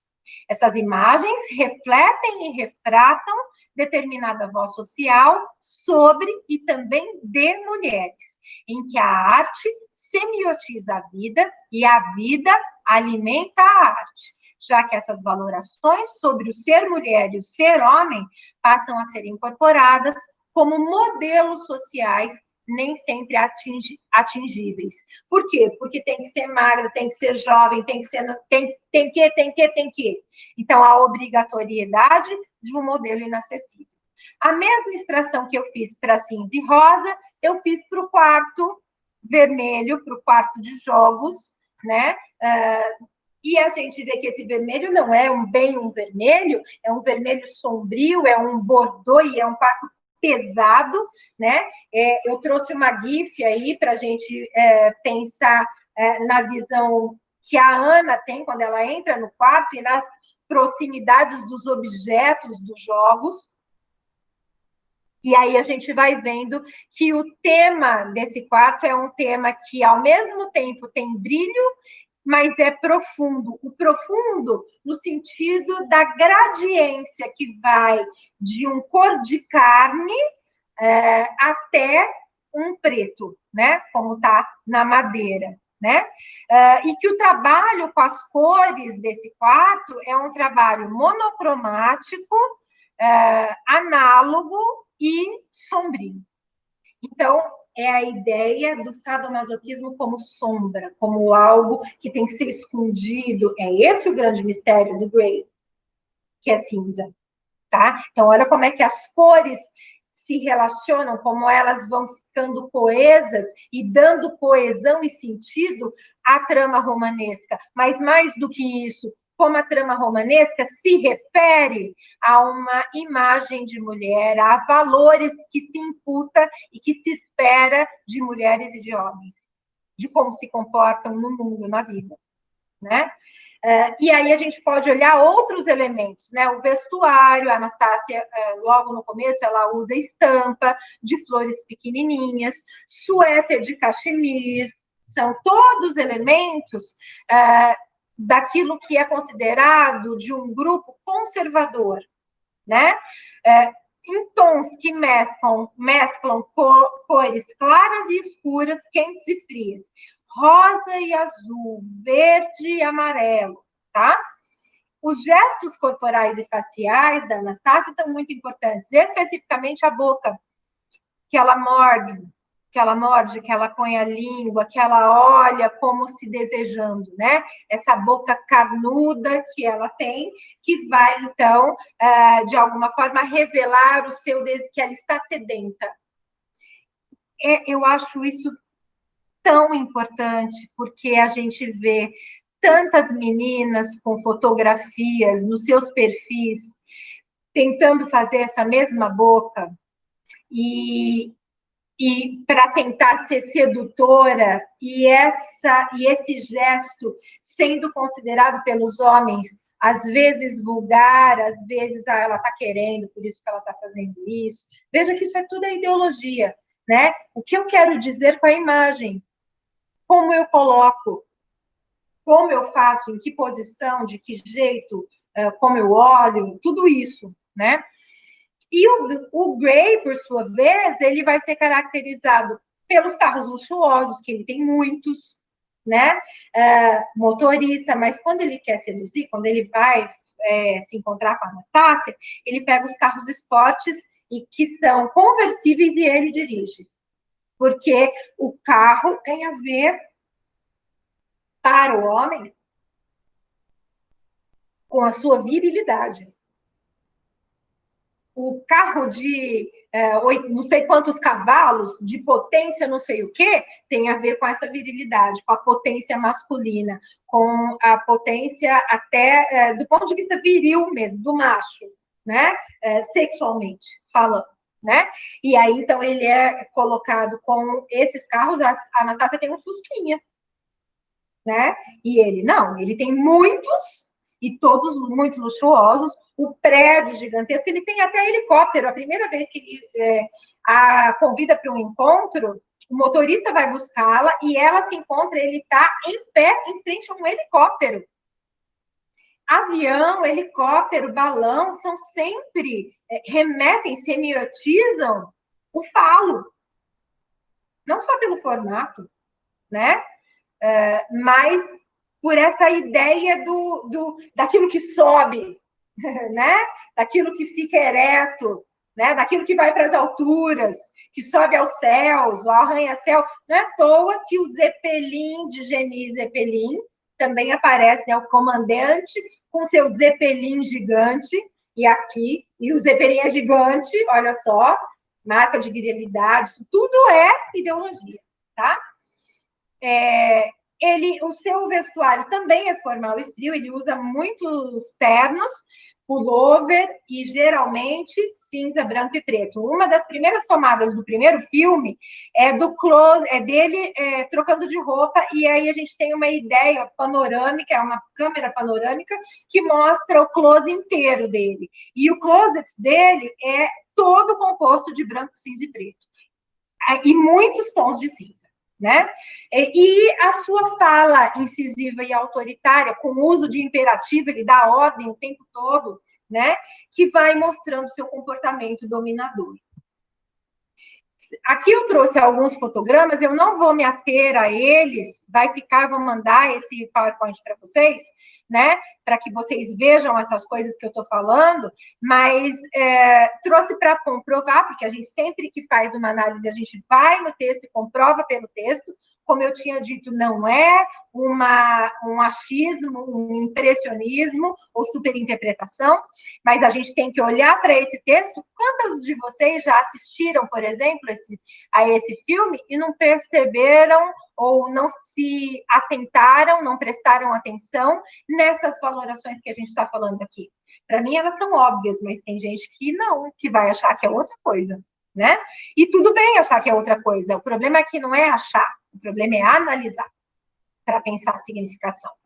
E aí eu trouxe 3 últimos para terminar, excertos, um de 50 tons de cinza e outros 2 de 2 romances de banca, né? Desses Júlia, Sabrina e tal, para a gente ver como eu olhei a peculiaridade, a singularidade, agora eu vou olhar o elo com o cotejo dos outros romances, para a gente ver o quanto que isso não é inovador, o quanto que é uma fórmula repetida de sucesso para mulheres que querem... eu diria que os romances de banca seriam a Playboy das mulheres, porque tem as cenas construídas de sensualidade, tem as cenas construídas de sexo, né? Só que é muito diferente da Playboy. Por quê? Porque é para mulher, porque é cor-de-rosa, né? Então é interessante, olha como é ideológico, né? E não eram comprados em livrarias, eram comprados em bancas de jornal. Então, tem uma valoração também de ser uma literatura menor, desprestigiada. E muitas das vezes ela é uma literatura lida escondido. As pessoas tinham um pouco de vergonha de dizer que liam esses romances. Eu li escondido da minha mãe, em casa, adolescente, na época, porque a minha mãe achava que isso era uma literatura pornô. E ela não queria ver a filha dela de 12 anos lendo pornografia. Não é pornografia, mas era assim visto. Quando eu digo era assim visto, eu estou dizendo que a língua e a linguagem vão denotando valores que são sociais e que regem comportamentos. É desse ponto de vista que a gente vai pensar na filosofia da linguagem, a relação linguagem, cultura, história e filosofia. Né? Nesse excerto, então, esse excerto está na contracapa do primeiro livro, e é um trecho de quando a Anastácia vai entrevistar o Gray, né? Diz assim: quando Anastácia Steele entrevista o jovem bilionário, dois adjetivos aí que já caracterizam na contracapa, ou seja, de cara, quem é o Christian Grey, né? O jovem bilionário Christian Grey. Descobre nele um homem, aí a visão da Anastácia, atraente, brilhante e profundamente, olha o advérbio, né? Dominador. Características de Grey. E ela, quais as características da Anastácia? Ingênua e inocente. Ana se surpreende ao perceber que, a despeito da enigmática reserva de Grey, está, de novo, outro advérbio, desesperadamente atraída por ele. Acabou de olhar para o cara e se descobre desesperadamente atraída por ele. Incapaz de resistir à beleza discreta, à timidez e ao espírito independente de Ana. Então, olha só como essa mulher é uma mulher sedutora, é a Eva, serpente, que, coitadinho, ele é incapaz de resistir, né? Olha como é que está a valoração colocada aqui, né? E que tem a ver com essa coisa de a mulher ser pérfida, né? A serpente sedutora e tal. Chocada e, ao mesmo tempo, seduzida pelas estranhas preferências de Grey, Ana hesita. Por trás da fachada de sucesso, os negócios multinacionais, a vasta fortuna, a amada família, ele é um homem atormentado por demônios do passado e consumido pela necessidade de controle. Ele é uma vítima, coitado. Então, aqui a gente já tem o ponto de vista axiológico, ou a valoração, a ideologia defendida pelo narrador do texto. O narrador vai colocar que o fato dele ser sádico, controlador, violento, é porque ele tem problemas. Mas se ele encontrar uma mulher doce, ingênua, inocente, sonhadora, humilde, que se submeta a ele, e ao mesmo tempo que o questione, ele pode mudar. Porque ele é um príncipe. Não tem diferença entre ele e o príncipe. Olha o machismo que está aí revestido nessas palavras que vitimizam esse sujeito, né? Ao embarcar num apaixonado e sensual caso de amor, Ana não só descobre mais sobre seus próprios desejos, como também sobre os segredos obscuros que Grey tenta manter escondidos. Vamos ver outro. Na linha Paixões Clássicas, lá dos romances de banca, né? Sempre vai ter essa questão hierárquica. A mulher que é submissa, ela precisa estar num nível econômico, inclusive, inferior ao do homem. Então, em geral, ela vai ser garçonete, empregada, secretária, recepcionista, ela governanta, ela vai ser alguém que vai servir ao homem, porque a função de serviçal também é uma forma de colocar essa mulher como um objeto submisso, né? Um trechinho, então. Em busca da recompensa. Seduzida por Ângelus Zouvelex, a garçonete Chantal aceita fingir ser sua noiva. Em troca, ela receberá presentes e outros mimos. Então, fica aparecendo já de cara que ela é uma interesseira. Mas, olha o adversativo que tem aí, Ângelus também terá sua recompensa. Exclamação. Também terá sua recompensa. Mesmo acreditando que Chantal é uma golpista, ele não consegue, de novo, coitadinho, ele não consegue, ele é incapaz aqui também, ó. Ele não consegue deixar de desejá-la. Porém, outro adversativo, sua arrogância, Gray também, né? Imperativo. Aqui aparece como arrogância, né? Similar. Se desfaz quando descobre que Chantal é virgem. Anastácia também. Então, a virgindade como esse elemento aí da mulher. Os homens não são virgens, né? Agora, consciente de sua inocência, então, inocência e virgindade aparecendo como sememas da mesma família aí, né? Como similitudes. Ângelus vai ficar com ela, não importa as consequências. Ela deixou de ser uma golpista na visão dele só por ser virgem e inocente. A outra, que é a última, né, da linha paixão, chamado noiva inadequada, começa assim: esposa inocente. O magnata, olha só, eles são magnatas, eles são, né, o poderio em pessoa, é o Zeppelin gigante, né? O magnata Gaetano Leonetti está sob forte pressão. Até que se case, seu avô não permitirá que ele se torne o céu do império da família. Convencido de que o patriarca enlouquecera, Gaetano está determinado a fazê-lo mudar de ideia. E convence a governanta, olha lá, a primeira era a garçonete, a segunda é a governanta. A governanda Poppy Arnold a ser sua noiva de conveniência. Lá ela tinha se vendido, aqui também há uma negociação, há um acordo. Então, essa ideia da mulher interesseira, mas que se revela inocente, né?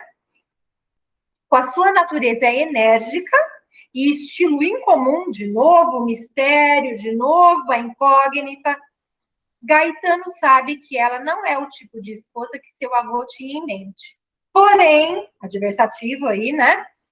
A dedicada e generosa Poppy acaba conquistando a todos, reticências, inclusive a Gaetano.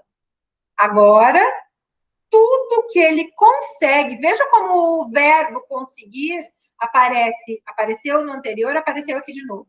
Ele consegue, tudo que ele consegue pensar é em possuí-la por completo. Exclamação.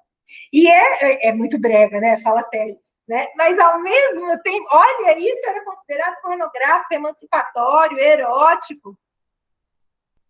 Né? E qual é a diferença de 50 tons? Para mim, não tem nenhuma. A valoração hierárquica de submissão da mulher e de poderio do homem, o machismo, o homem colocado como um coitado que acaba não conseguindo, se entrega, tem que se entregar ao poder de sedução das mulheres, porque as mulheres são maquiavélicas, aparece em todos eles. E esse valor é social. É por isso que aparece. E é por isso que vende. É por isso que vende. Em torno de todo signo ideológico, e todo signo é ideológico, se formam como que círculos crescentes de respostas e ressonâncias verbais, mas também não verbais, os filmes, que são audiovisuais, entre outros. qualquer refração ideológica da existência em informação, em qualquer material significante que seja, é acompanhada pela refração ideológica na palavra. O signo sempre é valorativo, como um fenômeno obrigatório concomitante. A palavra está presente em todo o ato de compreensão e em todo o ato de interpretação. Como diria Voloshinov no Marxismo e Filosofia da Linguagem, o homem não fala palavras, orações, fonemas. O homem fala verdades, mentiras, amores, falsidades. A língua revela o homem.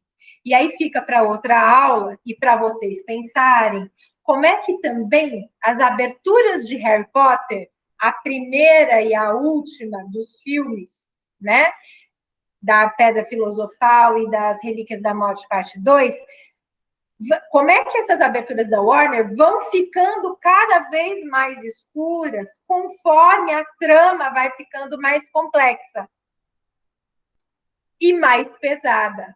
Conforme Voldemort volta, conforme o nazifascismo se implanta na escola, conforme o sangue puro vai sendo um valor importante.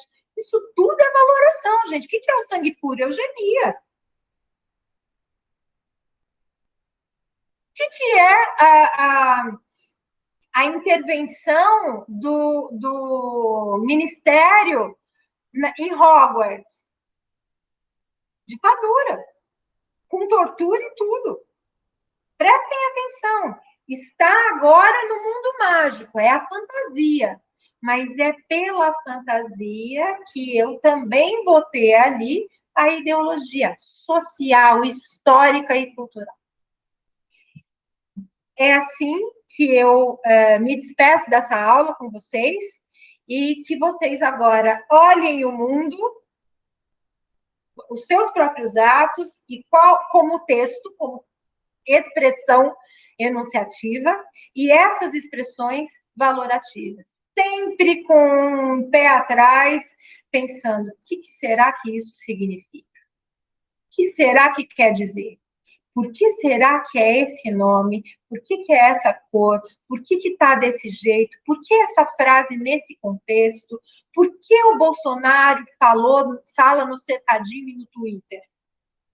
A gente tem que sair dos nossos cercadinhos, das nossas caixinhas, das nossas classificações, das nossas fórmulas. Não há fórmulas. Mas a gente só vai conseguir mudar isso quando a gente conseguir interpretar texto. Obrigada.